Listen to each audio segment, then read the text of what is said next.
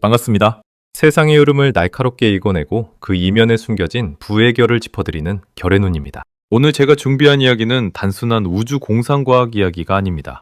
여러분의 스마트폰 요금제, 여러분이 타게 될 미래의 자동차, 그리고 여러분의 은퇴 계좌 수익률을 송두리째 결정할 지구 운영체제에 관한 기록입니다. 자, 그 거대한 설계도를 함께 펼쳐보시죠. 여러분, 오늘 아침에 눈 뜨자마자 무엇을 하셨나요? 아마 머리맡에 스마트폰을 집어들고 뉴스를 보거나 카톡을 확인하셨을 겁니다. 아, 오늘도 인터넷은 당연히 잘 터지네 라고 생각하셨겠죠? 사실 말이죠. 우리는 지금껏 당연한 연결이라는 아주 위험한 착각 속에 살고 있습니다. 자, 보세요.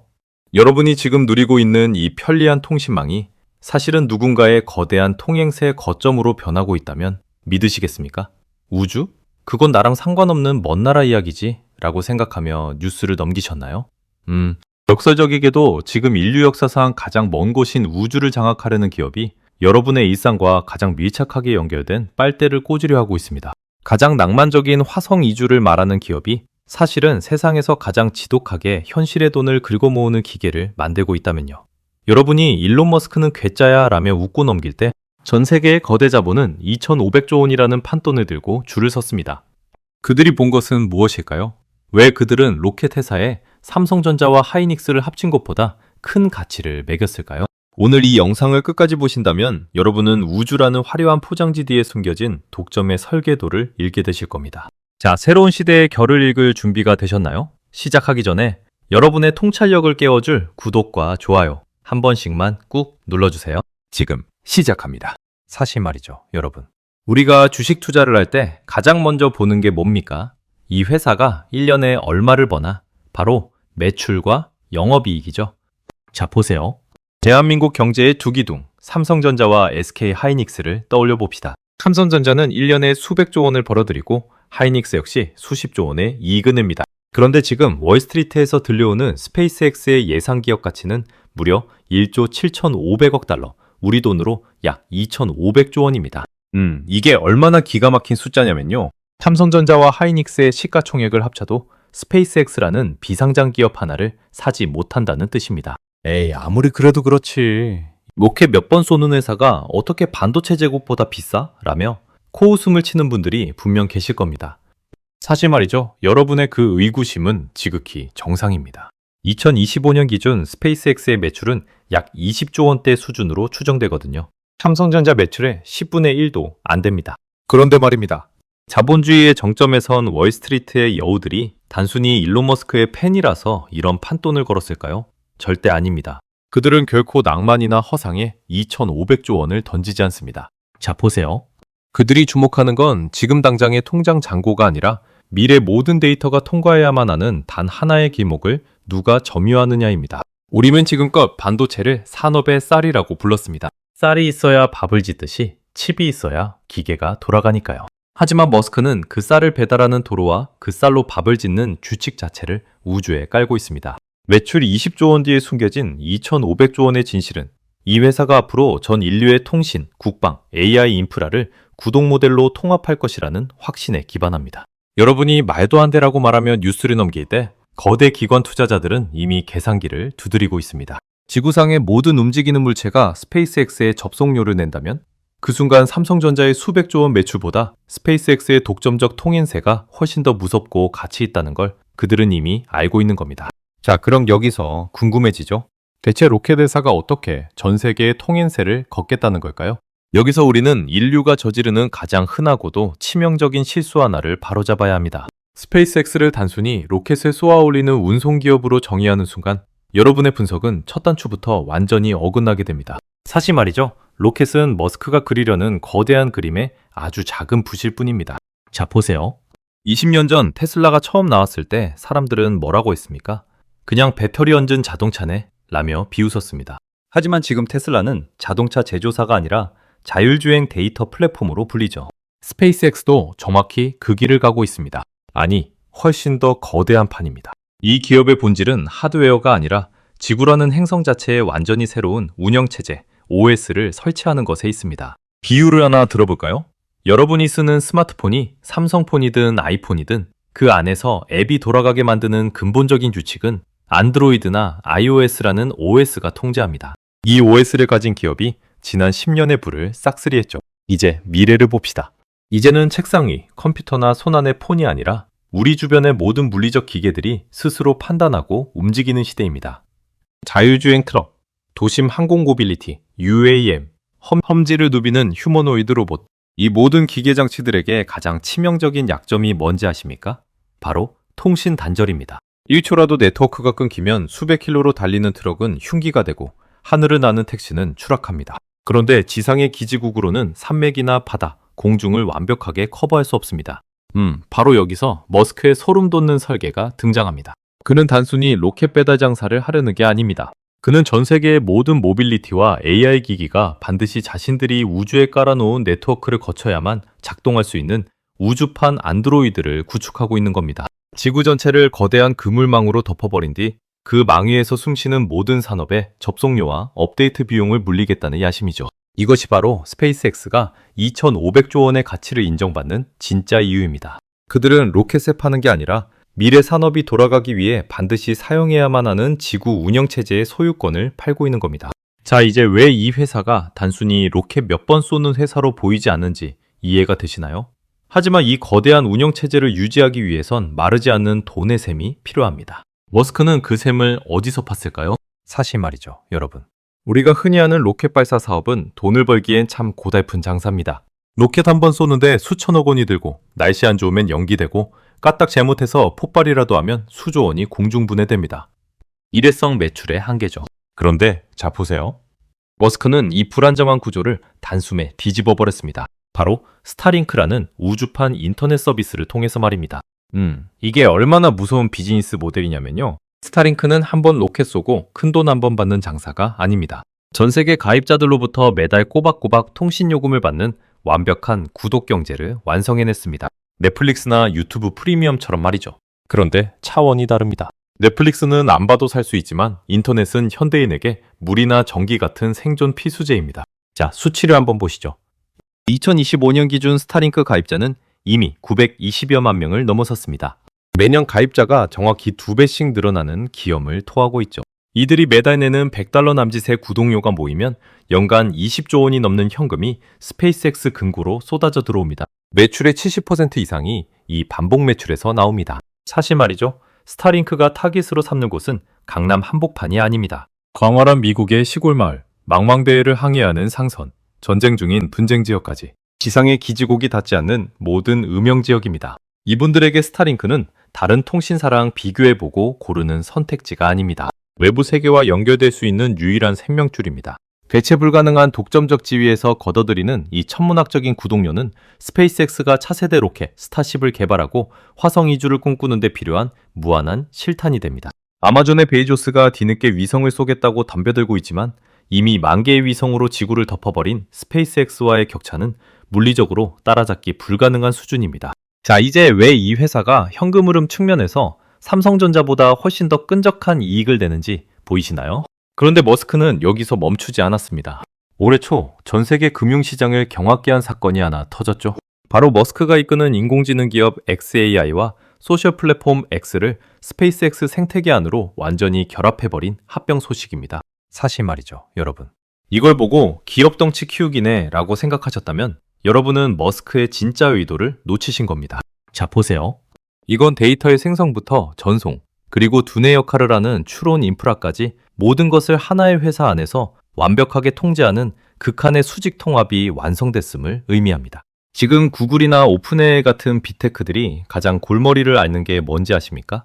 바로 인공지능을 유지하는 데 들어가는 살인적인 비용입니다. 수만 개의 GPU를 돌리는 전력비와 데이터 수집비로 매달 수조 원이 허공으로 증발하죠. 그런데 스페이스X 생태계는 다릅니다. 방금 말씀드린 스타링크라는 현금 인출기가 매달 엄청난 규모의 흑자를 내면서 인공지능 그룹이 먹어치우는 막대한 성장 비용을 완벽하게 커버해줍니다. 든든한 본업이 미래 먹거리인 AI의 뒷배가 되어주는 구조죠. 이건 세상에서 가장 안정적이면서도 파괴적인 사업 구조입니다. 더 무서운 건 데이터의 시너지입니다. 소셜미디어 X에서는 수억 명의 사람들이 매일 쏟아내는 실시간 트렌드 데이터가 생성됩니다. 그리고 스페이스X의 위성과 로켓, 테슬라의 자율주행차에서는 전지구적인 물리적 공간 데이터와 위치 정보가 폭포수처럼 쏟아집니다. 이 방대한 데이터를 xAI의 인공지능 모델이 실시간으로 집어삼키며 학습합니다. 지상의 기업들이 통신사 눈치 보고 클라우드 비용 낼 때 머스크는 우주 통신망과 데이터를 독점하며 우주 기반 AI 플랫폼을 완성하려 하고 있습니다. 이건 단순히 AI를 잘하는 회사가 아니라 지구상에서 가장 거대한 정보를 가장 빠르게 처리하는 초거대 지능체가 되겠다는 선언입니다. 자, 이제 왜 이 기업이 2,500조 원의 가치를 인정받는지 그 거대한 생태계의 무서움이 느껴지시나요? 사실 말이죠, 여러분. 스페이스X의 가치를 단순히 혁신적인 IT 기업 수준에서 멈추게 하지 않고 수십 배의 프리미엄을 얹어준 결정적인 서사는 따로 있습니다. 바로 스페이스X가 국가안보와 직결된 대체 불가능한 국방전략 자산으로 완벽하게 신분 상승을 이뤄냈다는 사실입니다. 그 결정적인 전환점이 어디였을까요? 바로 우크라이나 전쟁이었습니다. 전쟁이 터지자마자 러시아군이 가장 먼저 타격한 곳은 우크라이나의 지상 통신망이었습니다. 군의 눈과 귀가 완전히 멀어버린 최악의 상황이었죠. 그때 기적처럼 전선을 다시 연결하고 지휘 통제망을 살려낸 게 누군지 아십니까? 바로 하늘에 떠있던 스타링크 위성들이었습니다. 자, 보세요. 전 세계 군사 전문가들이 경악했습니다. 기존의 덩치 큰 군사 위성들은 적군의 전파방해나 미사일에 아주 취약합니다. 하지만 스타링크는 다릅니다. 10,000개가 넘는 위성이 거대한 그물코처럼 엮여있는 군집 위성 시스템이라서 적국이 위성 몇 개를 부수거나 방해해도 주변 위성들이 즉각적으로 통신망을 복구해버립니다. 결국 우크라이나군은 이 절대 끊기지 않는 우주 통신망을 기반으로 드론을 정밀하게 운용하고 적의 위치를 실시간으로 공유했습니다. 수백억 달러를 들인 군용망보다 민간 기업의 위성 인터넷이 실전에서 훨씬 강력하다는 게 피 튀기는 전장에서 증명된 겁니다. 이 광경을 가장 유심히 지켜본 곳이 어디일까요? 바로 미국의 심장, 펜타곤입니다. 펜타곤은 이제 스페이스X를 단순한 로켓 납품 업체가 아니라 미군의 핵심 전략 통신망을 위탁하고 글로벌 방위 시스템을 함께 구축하는 최상위 안보 파트너로 대우하고 있습니다. 시장은 단순히 기술 좋은 기업에게는 10배의 가치를 주지만 국가안보를 책임지는 독점적 방산 플랫폼에게는 수백 배의 가치를 주저없이 줍니다. 2,500조 원이라는 숫자의 진정한 주인은 바로 이 안보 권력인 셈입니다. 자, 이제 이야기는 가장 깊고 선택한 심장부로 들어갑니다. 머스크가 이 엄청난 상장 자금을 조달하려는 궁극적인 목적지 중 하나는 바로 우주 데이터 센터의 건설입니다. 사실 말이죠, 여러분. 지금 구글이나 아마존 같은 빅테크들이 겪고 있는 가장 큰 벽은 지상의 데이터 센터가 가진 물리적 한계입니다. 지상에 짓는 데이터 센터는 엄청난 전기를 먹는 하마와 같습니다. 서버에 열을 식히려고 수조톤의 냉각수를 들이부느라 지역 주민들과 싸우고 환경 규제에 시달립니다. 게다가 전쟁이라도 나면 미사일 한 방에 한국가의 데이터가 다 날아갈 수도 있는 구조적 약점이 있죠. 머스크는 이 모든 딜레마를 우주에서 해결하려 합니다. 우주에서는 태양광 에너지가 24시간 무한대로 쏟아집니다. 전기세가 공짜인 셈이죠. 지역 주민의 반발도 환경 규제도 없습니다. 게다가 가장 중요한 건 전시 상황에서도 우주 궤도를 도는 데이터 센터를 파괴하는 건 사실상 불가능에 가깝다는 겁니다. 완벽한 무결점 요새가 세워지는 겁니다. 물론 기술적 난관은 있습니다. 우주는 진공이라 열을 식히기가 아주 힘들거든요. 이 문제를 해결하려면 어마어마하게 넓은 면적의 방열판을 우주로 실어 날라야 합니다. 기존 로켓으로는 너무 무겁고 커서 불가능했죠. 그런데 자 보세요.